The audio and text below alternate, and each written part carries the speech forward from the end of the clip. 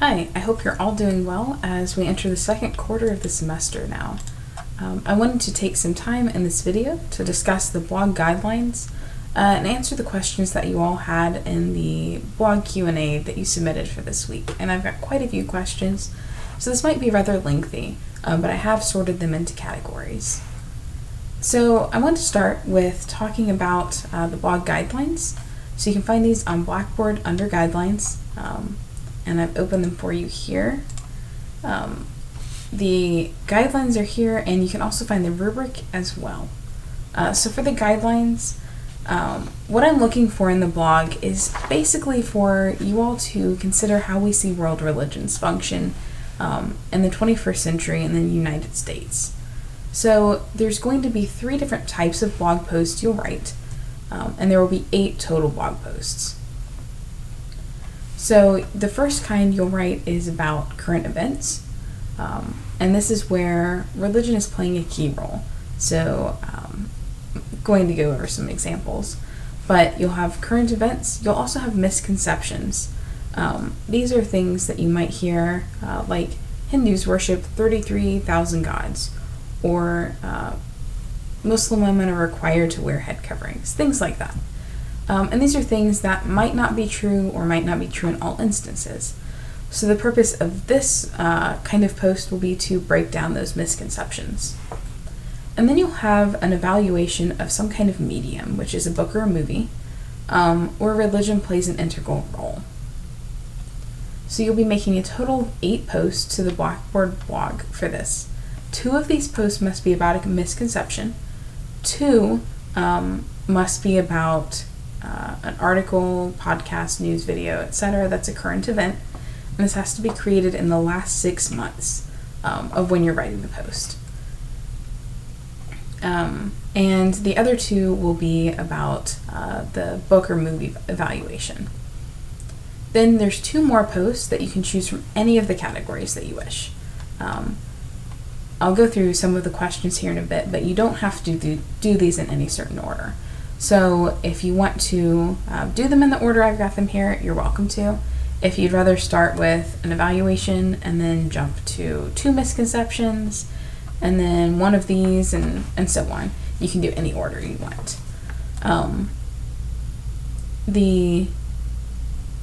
Let's go here. So the misconceptions post, what I'm looking for is that you're going to describe a misconception.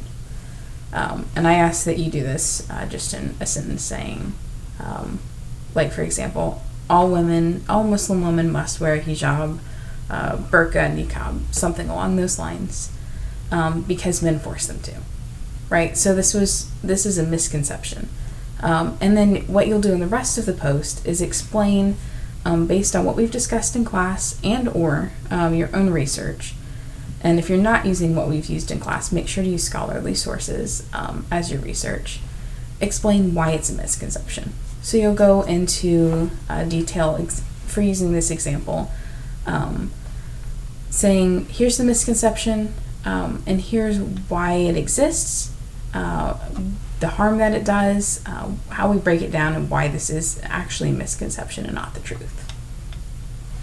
So the idea here is that whatever you're researching, your classmates will be able to read and get a better understanding of some of these religions in ways that we're not just talking about in class. For the current events, you'll be taking a news article, and I'll show you an example of this one in a moment. And you'll be using sources that can be time.com. These don't have to be scholarly sources, but do make sure they're credible news sources of things that are happening. They can be things like there is an archaeological discovery of some Jewish artifact, or it could be something more modern. It could even be like with the latest find of the possibility of life on Venus. Maybe there's a religious group discussing what that means to them. It can be anything along those lines. But in what way do we see religion playing out in the 21st century American world, essentially? So you'll want to summarize the article, because nobody's read this one. When it comes to other things, we don't want to summarize. But you'll want to summarize the article or podcast and explain how religion is playing a role in this. analyze the way that religion is functioning in this event. So is it traditional? Is it Americanized? Is it appropriated? Does it not make sense why religion is included? Things like that. And then evaluate how it affects our understanding of the role of the religion, of how it helps us understand it, if we learn more, if it detracts from it, things along those lines. And then the book or media or movie evaluations are going to deal with some kind of fictional 21st century medium that deals with religion either explicitly or implicitly. So you might have something, I honestly don't know if this is a 21st century example, but like Passion of the Christ obviously is a very explicitly religious movie. So you could do something along those lines. You could also do something with a different movie. I'm trying to come up with an example that just religion or religious themes underlie it.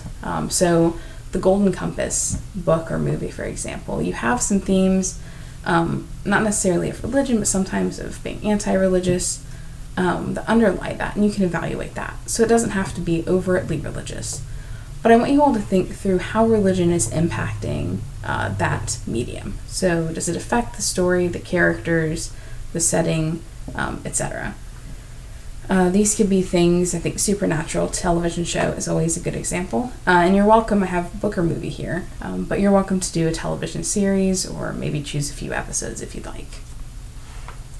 So you want to provide a brief summary, so the whole thing should not be summary, but provide a brief summary of the movie or book, and then evaluate the role that religion plays in it. And like I said here, you have to do a non-confessional blog post. However, you may choose a confessional medium. So if you want to choose a movie that is a confessional Muslim movie or a confessional Christian movie, anything like that, you're welcome to. Just make sure to stay in a non-confessional perspective as you evaluate it. So you might think through, how does this help us understand that tradition? What do adherents of this tradition get from this kind of movie? You will need to make sure, so you have the different breakup of categories, but make sure that you are only writing one blog post per religious tradition. So part of the point of this is to study different traditions, this is world religions, and how they function in America. I do not want to see that you are covering Christianity or Islam or Hinduism, Buddhism, etc. for every blog post, so it's the same one over and over. You won't get any credit for that. So if you cover Christianity for your first blog post, and it doesn't matter if it's Protestantism or Catholicism or Mormonism or anything, then none of the other blog posts should be about Christianity. They should be about one of the other traditions. There's plenty of traditions to talk about, so you shouldn't be struggling to find them here. So you'll be turning these in over separate weeks, and this is so that I have a chance to provide you feedback. Sometimes, especially the first post, is a little rocky, just getting used to a different kind of format. So I want to give you a chance to get feedback before you move forward and work on more blog posts, and I haven't had a chance to grade the previous ones. I also want you all to have a chance to look at each other's blog posts early on instead of looking in and seeing that one person has submitted all of them, and then you have to work through all 8. So this way it's a little bit more manageable flow of blog posts. I do have an option if you don't like writing or feel like you're uncomfortable with writing, you're welcome to make a video blog or a vlog post. And just make sure to upload the video instead of writing the text. You'll be reading and responding to each other's blogs. This is something that we would do in class. If this were a face-to-face class that, every Friday or something along those lines, we would be discussing these media or the misconceptions. So in this case, you'll just be responding to each other. Make sure to make meaningful posts, and I have an example of what that might look like. So general guidelines, they're informal. You can use first person. I recommend you not use second person, but do make sure that your grammar is proofread. So nobody's going to want to read your post if it's full of spelling errors. No more than 25% of your post should be quotations or paraphrases. And again, make sure it's a non-confessional post, although you may discuss a confessional media as some kind of cultural artifact. So looking at each one, each post should be between 300 to 600 words. If it's a misconceptions post, the blog post should begin with a statement of what the misconception is in bold. So this is just to distinguish it from the rest. And then you'll go into a 150 to 300 word discussion of what the misconception is and how we can properly understand it. And this is where I ask that you pull in one reliable scholarly source to back up your discussion. If you are doing a vlog, the bibliographic entry should be in the blog post submission. So if you're having trouble finding scholarly sources, I know this is one of the questions somebody asked, you can go to WKU Library's website, and I'm just going to go with the example that I've used. Let's say Women in Islam. Not everything, but usually most things that you're going to find from the university library page are going to be scholarly sources. So looking down, we've got A History of Islam and 21 Women, The Challenges of Women in Islam, and you could probably add more search options here, saying hijab. And things like this are going to help you find the sources you want. So when we're thinking about scholarly sources, you want to think, does the person who wrote this have education in what they're writing about? So if you have somebody who has a PhD in mathematics writing about women in Islam, they probably are not an expert in that field, right? Because they're studying math. And even though they have a doctorate, they're not studying the field they're writing about. So you want to make sure that the author is credible. Usually if you find something from a .edu source, it's going to be a credible source. And if you're having trouble with that, then you're welcome to send me an email and I'm happy to help. So you can find sources on the WKU library page. If you have a source that you want to read, but you're not really sure where to get it, so this one, for example, you wouldn't be able to get the physical copy of the book right now, probably. So instead, you could look it up. There's a website called Scribd, and this is a subscription service similar to Netflix for books, but you can get a free month if you don't already subscribe to them. And they actually have quite a few scholarly books here. So if we search Women in Islam here, see what pops up.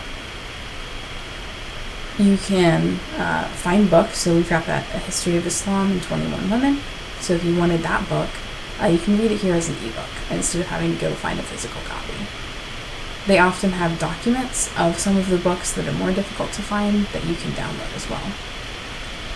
And if need be, Google Books is typically a good place to look. So if you type in books.google.com, let me go back here and get this. The History of Islam and 21 Women.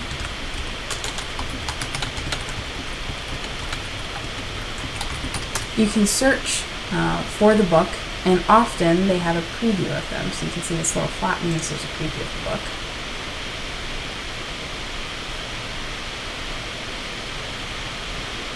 And then once it loads, you can look through and it will show you, usually not all the pages, but quite a few of what's in the book so that you can get some resources there sometimes.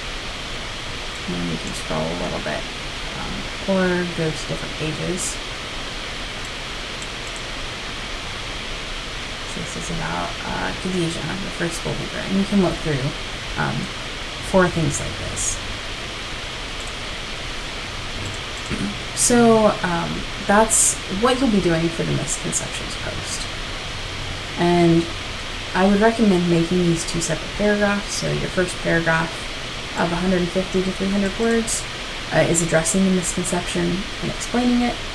And then the other 150 to 300 words, you'll be analyzing why the misconception exists.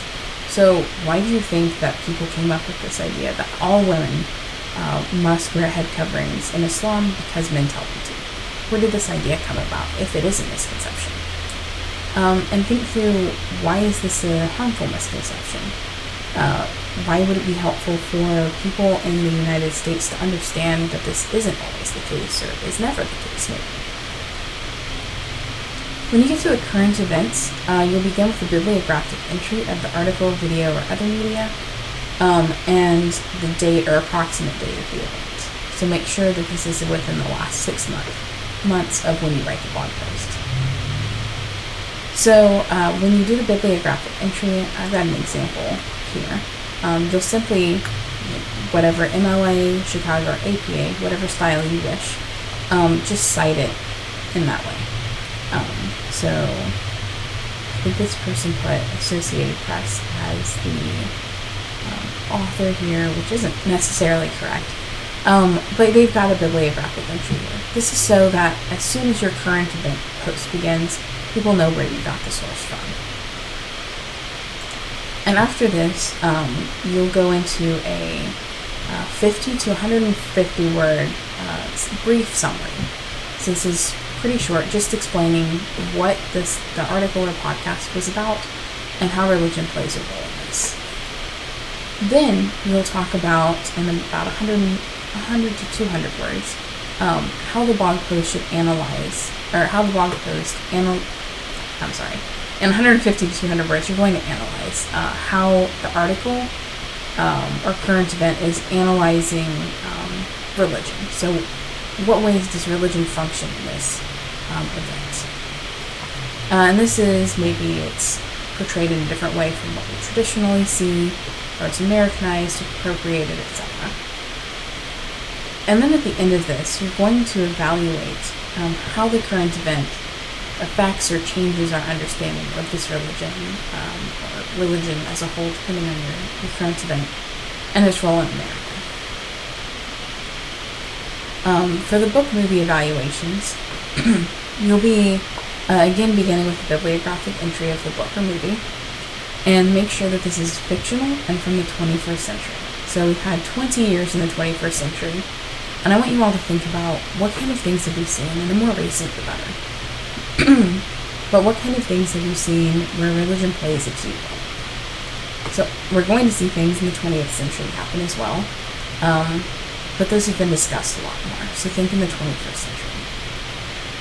And I typically want these to be fictional. I saw some questions asking if they have to be. We can discuss that on a case-by-case basis, but typically they should be fictional because you're not going to see religion play as overt a role. So if it's a documentary about ancient Hinduism, religion plays a role, and there's not really anything to analyze there. You're just saying, oh, this was an interesting documentary about Hinduism. But if you're talking about maybe a young adult novel where the main character is Hindu and Hinduism plays an important role in their life, but the novel isn't about religion, that's going to be something you can work with a lot better. So similar to the current event, you're going to spend 50 to 150 words summarizing the book or movie so that everybody knows what it's about. In 250 to 450 words, you're going to evaluate the way religion is functioning in the book or movie. So you'll want to think about reasons and evidence for how it helps us understand religion better, or how religion impacts the story. And then you'll include examples from the book or movie to support your argument. So you can look through, depending on which post you're writing about first, look through and make sure that you're hitting all of these points. You can find the rubric for the blogs under the guidelines on Blackboard. And this is how I will be grading each blog post. So you can see there's some different criteria. As I grade, I'll mark your blog post and mark it on the rubric. So you'll be graded on basically how well you describe or summarize or explain the misconception, current event, and media, your analysis, accuracy, and the format or style. Typically when I use a rubric to grade, the 3-column, which is exceeds expectations, I usually grade as 100%. So if you got here, you would get 25 points here because this is worth 25% and you earned 100% on a category. I typically grade column 2 meets expectations as an 85%, needs improvement or 1 as a 70%, and 0 or inadequate as 0%. There is some room in between these, so if I see that you don't summarize, explain the misconception, etc. At all, you're going to earn a 0 in this category. But if you do really briefly, maybe you say,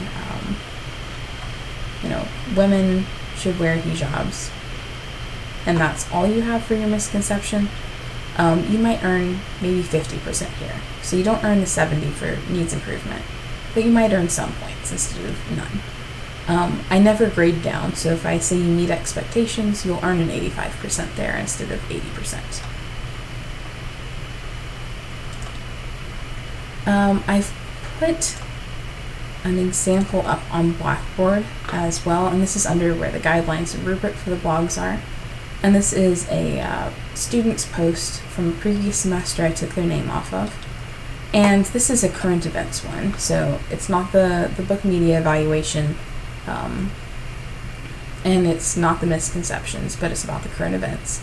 But this kind of gives you an idea of what I'm looking for.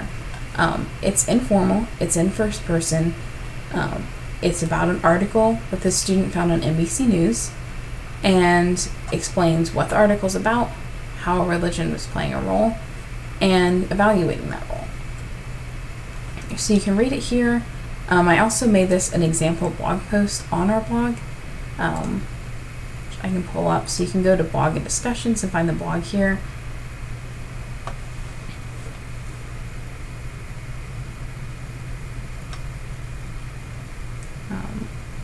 Which is going to take a while to load apparently. But you can find the blog there. And I made an example blog post, and the title is in all caps, just so you know it's not somebody else's post. And that is posted there for you to see. So let's take a look, and I'm going to pull these guidelines back up so I can reference them. I want to take a look at the questions that you all submitted for the Q&A this week. So I've got these sorted, beginning with kind of general questions. These are a little bit harder to sort. Some about word count, about format, and then about the specific kinds of questions, or of types of blog entries. So somebody asked, how many blog posts are there? I had counted 8, but then the guidelines say all 5 must be turned in by. And this is a mistake on my part. When I transferred this document from a previous semester, there were additional assignments that students had, so there were only 5 blog posts. I've updated the guidelines, so it should now say, wherever that one was, it should now say that all 8 must be turned in. So it should be down here somewhere. Yeah. All 8 blog posts must be turned in over separate weeks. So that's updated, and I'm sorry for the mistake on that end. I was confused by the due dates on the blog posts. In the guidelines it says all blog posts must be turned in over separate weeks, with the last blog post due no later than December 7th. Does this mean that we should do one blog from a category of our choice once a week, or the category of a blog, for example, a blog evaluating a 21st century book or movie, be specified for us that week on the lesson tab on Blackboard? So you will not have, and the next question covers that as well, so I'll read a couple. You will have to give us a task, correct? For example, a particular prompt could have the word misconception, and I would write about that misconception. Someone else said, will you assign blogs as we go through the units, or do we do them on our own? Are we to complete these 8 blog posts on our own, or will they be assigned unit to unit? So no, these are, you do them in whatever order you choose. So I will not be posting a prompt for the week. It will not say, write about a misconception this week. But it will simply be your choice. If you saw, maybe you're scrolling through social media and saw an article about, I'll use that previous example, kind of absurd, but a religious group talking about life on Venus. If you saw that and thought, this would be really interesting, you can write about that for your first blog post that week. Or maybe you just finished a really great book or movie that religion plays an influential role. then you could talk about that for the blog post for that week. So these are in any order you wish. I just ask that you do only one a week, simply so I can keep up with grading them and so that your classmates can keep up with reading them. Do we get to choose what blog category we do first, or do we have to follow the order in the guidelines? Since there are many topics of blogs, is there a specific topic we must complete in each entry? In other words, is there a specific order we must complete the blog entries in? And I've addressed that before, but again, you can choose whatever order you want. Just make sure that there's 2 of each, and then the other ones can be from any that you wish. Someone asked, will we turn in each blog separately or keep a record of all blogs to turn in later in the year? And you'll be doing each one separately. So when you go to the Blackboard blog, which doesn't want to pull up for me for some reason right now, let's see if I can get it to now. But when you go to the Blackboard blog, you will submit your question in the question text, or in the submission text for the blogs. So you will not be uploading a Word document or anything along those lines. And you'll be doing that each week. I think this actually loaded for me. Okay. So you'll be doing that each week, or not at the end of every week necessarily, but you'll be submitting them there, and you will not be simply compiling a document to turn in later. So make sure that you're posting those individually. Let me find the next question I had. Will you be giving us specific times that we need to start the different blog posts, or will we just be able to start them when we want to? I'm not entirely sure what the person means with this question. Maybe it's going along with that previous idea of turning them in separately or at the end. But these are just due, really they're all due at the end of the semester, but I want them week by week. So basically you'll think, I've got in the syllabus here, that to complete them all in time, you'll turn them in the first one no later than October 2nd. So whatever time everything is due for this module is when you'll need to have that blog post in by. For lesson 7, everything's due by noon on the 19th, so that blog post 2 needs to be in by noon on the 19th.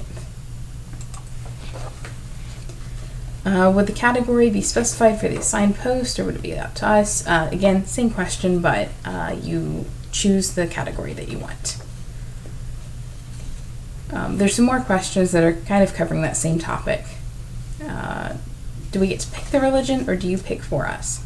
You get to pick whichever religion you want to cover for which type of blog post. So if you're doing a current event and you want to do Hinduism for that event, but another classmate wants to do a current event and does Buddhism, or they can do the same religion too, just not the same thing, hopefully, you're welcome to do that. So you can choose the religion, just make sure if you've done Hinduism that you don't use Hinduism again for any kind of blog post. Are we not posting in the blog until later? So you're welcome to post whenever you want. If you already have an idea, and after you watch this video you want to make a post, then go for it. The first blog post to be able to keep up with turning in week by week would be due on October 2nd. So I've got this, and I'll have this linked in the modules just so that you're able to keep up with that. So you'll turn in blog post 1 on October 2nd if you want to start at the latest date that you can and still get them in on time. You're welcome to post over fall break, but I don't count this just so that you actually get a week off. And then you would do blog post 2 this week, and so on. Do the blogs have to be based on what we are currently learning or have learned in previous weeks? It does not have to be. It might be easier if you want to. So if we just covered Christianity, and you have a really great idea for something where you kind of want to keep on that same topic, then you're welcome to continue doing that. But you can absolutely use any tradition you want at that point. So it doesn't have to be the same information. These next ones talk about word count. So I'm going to try to get this to load. There we go. So back to the current event. Like I said, this isn't all bold, just so you can, or all caps, just so you can see that it's my post. And this is a student's post that I've reused here. So for word count, somebody asked, if we do a video blog, do we still have to have or say the amount of words listed for that category? You do not have to say the specific amount of words, so you don't need to count, oh, I spoke 150 words, so I did it. I ask that you kind of keep track of minutes. So typically, the average speaker will speak about 100 words per minute. So if you are doing a vlog or a podcast, try to do about a minute for every 100 words. So if you're, go with this one just because it breaks up nicely. If you're doing the misconceptions post and you do a vlog or a podcast, for 150 to 300 words, you should be shooting for 1 to 1.5 up to 3 minutes for that section. And then the next section should be about 1.5 to 3 minutes as well. So anywhere in there and you're fine. I don't want a 30-second podcast that says, here's a misconception, here's what it's about, and I'm done. But you also don't need to record something that's 20 minutes long. So somewhere, 3 to 5 minutes or so is going to probably be what you'll want to aim for. Do most of these entries need to be 150 to 300 words? And then somebody else asked, what is the word requirement for the blogs? I noticed that the guidelines say 150 to 300 to address misconception, then another bullet point, 150 to 300 to analyze. So the blogs, each post should be 300 to 600 words. So within the posts, I've got them split up for like paragraphs or sections. So each misconception post should be anywhere between 300, because that's 150 plus 150, to 600 words. The two sections, so the first part should be 150 to 300, and then this part should be 150 to 300. But those are just two separate parts in the same post. For formatting, somebody asked, and this kind of just covers what I just answered, is there supposed to be multiple paragraphs or one? Like one for the misconception, one for the current events, and one for book movie evaluation.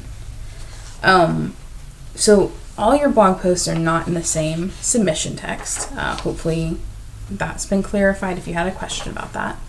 I'm going to use the student's example just so you can see. So this entire thing is one current events post. It's not current event and misconception and the evaluation. So here the student has split this up into 3 paragraphs. And you can see here I ask for 3 different ideas in this current event post. So there's the explanation or summary, the analyzing how religion is functioning, and then the evaluation.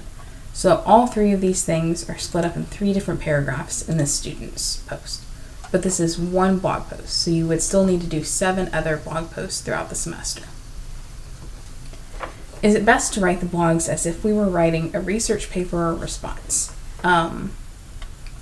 If you want to, you can. Really, it's whatever you're comfortable writing. So I don't want it to sound like a Facebook post saying, oh my gosh, guess what, guys? I read this really cool article, right? But it also doesn't have to be so scholarly or research paper-like that it's boring. I think that this student has a really good tone. It's informal, but still professional, right? You're welcome to use first person, so it doesn't have to be research paper format. And don't upload it as a Word document or PDF. So for these, I would recommend typing in a Word document or Google Doc or whatever, and then copying and pasting it here. Sometimes Blackboard will crash on you when you're trying to submit something, so make sure that you're typing it somewhere else, but then you'll copy paste it here so that nobody else has to try to open your document later. So you'll just do it as a submission text. Do blogs have to contain quotations besides the scholarly source? That one, I'm going to say yes. And this is just because, so the misconceptions one, like I said, you'll need the scholarly source. You're welcome to use a paraphrase. It doesn't have to be a direct quotation. But I do want to see that you're working with that scholarly source. For the current events, you'll probably want to bring in examples from the article or podcast or whatever that you're using. And for the book movie evaluation, you'll definitely want some quotations or paraphrases there to demonstrate how religion is being used. What does it mean to start the blog with a bibliographic entry? So, I keep clicking the wrong tab. What I said and showed here, this is a bibliographic entry. It's how you would cite it in MLA, APA, or Chicago. And you're welcome to use, and this was the next one, is there a certain citation style that's required? For example, MLA or APA, you're welcome to use any of them. Just make sure that if you use MLA up here, and then you use an in-text citation later, that you stay consistent with the in-text citation and MLA. So don't switch all around. What format do you prefer the paper to be wrote in? I'm guessing written. And I'm not sure if this is in terms of citation style, and if so, I just answered that one. Or with submission text versus document, but make sure that you're doing submission text. And again, about citation. So any citation style is fine, just stay consistent. So the next questions are about misconceptions posed specifically. What is and isn't considered a scholarly source for the misconceptions post?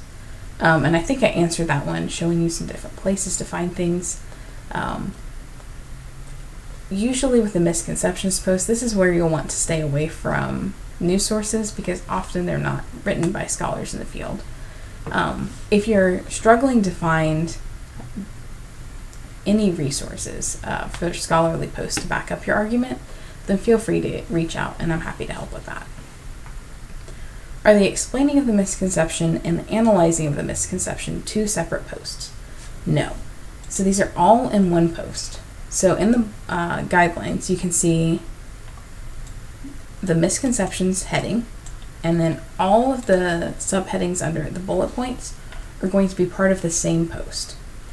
This is the same for current events. So all the stuff under here should be in the same post. You would not have a separate post here and then a separate one here.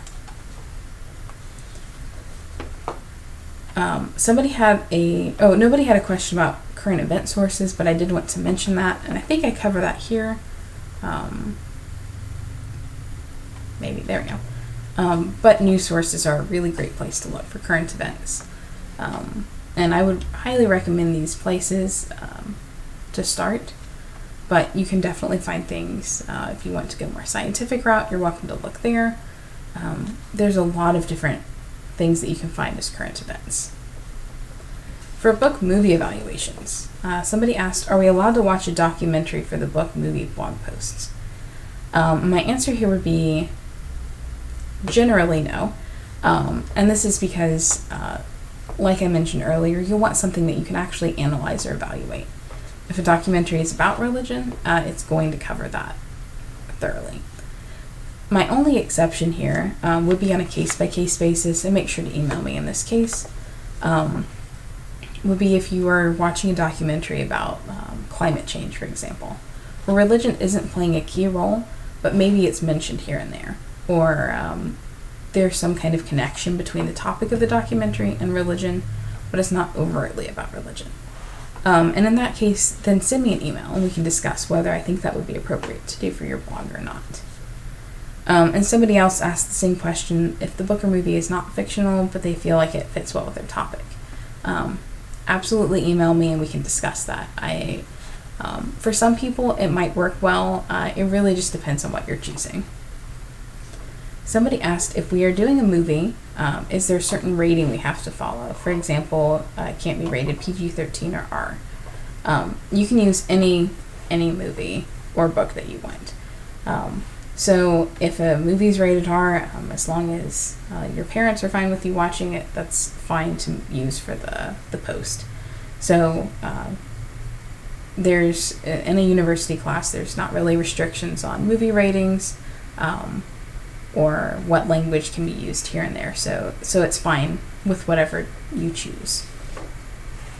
Somebody else asked, two people asked about a list of movies or books to write about. I don't have a list for you all to choose from just because there's so many options. A couple that I came up with off the top of my head that are 21st century would be The Kite Runner, which deals with Islam, though it's not direct. So it plays an important role, but isn't like the key focus of the story. And that's a book as well as a movie. Anything by Khaled Hosseini would be a great book to look at in terms of Islam. And the movie Evan Almighty would be a good movie to look at if you want to do something with Judaism or Christianity, since it uses the flood story from Genesis. It's a rated mature show on Netflix, so again, you'll want to consider the rating just with whether your parents are alright with you watching it. But there's a show on Netflix called Unorthodox, which deals with a woman who is an Orthodox Jew kind of breaking out of that tradition. And so those are some ideas to start with, but you can find so many different movies and books that deal with religion. And if you're struggling with that specifically, then feel free to reach out and I can try to help you find some more. But there's just a lot of options out there. And when we do book movie evaluations, will it be done on a first come, first served basis? I hadn't actually considered somebody using the same movie or book. I would prefer that you all write about different ones. However, if one person has already chosen The Kite Runner and written about it, and then you had already planned on doing that, you're welcome to do the same thing. Just make sure that you are writing your own original work. Even though the blog posts don't run through SafeAssign, I can tell when you plagiarize work, so make sure that you're doing your own original work. Some other questions that students had are students allowed to make up any blog posts they miss? This would be on a case-by-case basis as well. So if you are struggling to keep up with your work, or there's some issue that prevents you from getting the blog posts in separate weeks, then email me before this is the case. So as soon as something arises, or if you're behind on your work, send me an email to let me know, and then we can discuss what to do with that. Will the class be available to have an example blog post to get an idea of what is expected? So I put this up on Blackboard today in response to this question. And like I said, you can see that blog post in the blog as a text example, and you can also see it on Blackboard under the guidelines as a picture. So that's an example of the current events blog. I don't have one of the book movie evaluation or of the misconceptions, but you'll be kind of following that general guideline. Just in the misconceptions, this would be bolded and would be explaining what the misconception is. How would we upload videos on Blackboard? So when you're making a blog post, let's see if I can make a new one. You'll say create blog entry. You'll title it. And I would recommend titling it, if you're doing a misconception, say misconception 1, and then explain what it's about.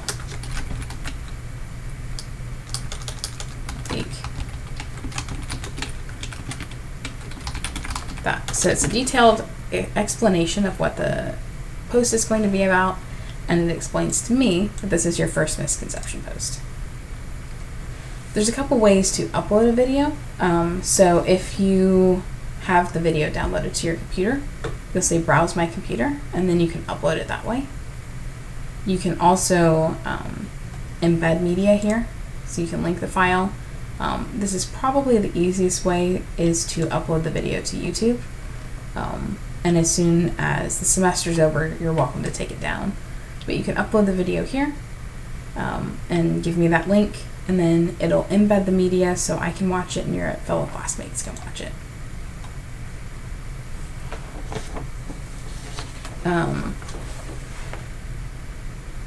Somebody asked, will the rubric and guidelines always be attached to our blog post so we can reference them? The guidelines will always be here on Blackboard, but I will not be posting those with each individual blog post submission. However, the rubric, I will be saving a copy on my computer, and it will be highlight. So if you did really well here, I'd highlight that. If it wasn't accurate, highlight here. if I can get that to highlight. And then I'll leave you comments on things to improve on, what you did well, and so on, along with your grade on Blackboard, so you know where those points are coming from. So you will have the rubric with each post. And I can't find the question on here, but I thought I had a question about vlogs as well. So you can upload the video or the podcast or whatever you decide to do here.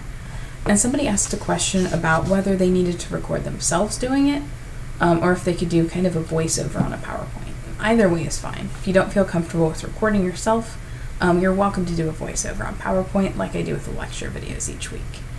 So that's really up to you, and if you're more comfortable writing a post rather than doing a blog, or a vlog or a podcast, you're welcome to do that. So I just want you all to have the option, if you're not comfortable writing, to have another option to do.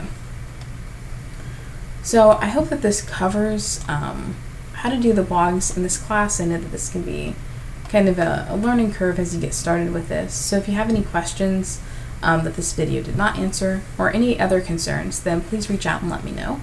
But otherwise, I look forward to reading your blog posts in the near future. Have a great day.